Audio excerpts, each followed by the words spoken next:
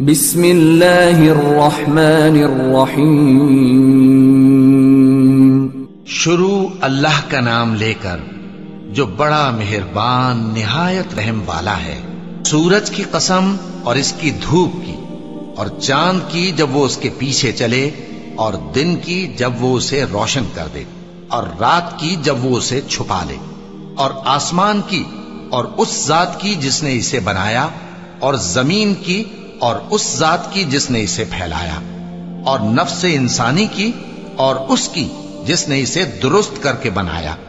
پھر اس کو بدکاری سے بچنے اور پرہیزگار بننے کی سمجھ دی کہ جس نے اپنے نفس کو پاک رکھا وہ مراد کو پہنچا، اور جس نے اسے خاک میں ملایا وہ نامراد رہا۔ قوم سمود نے اپنی سرکشی کے سبب پیغمبر کو جھٹلایا۔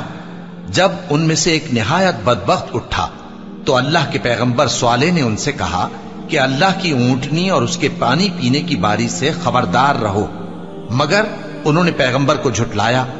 پھر اونٹنی کو مار ڈالا تو ان کے رب نے ان کے گناہ کے سبب ان کو نیست و نابود کر دیا، پھر سب کو برابر کر دیا، اور اللہ کو ان کے بدلہ لینے کا کچھ بھی ڈر نہیں۔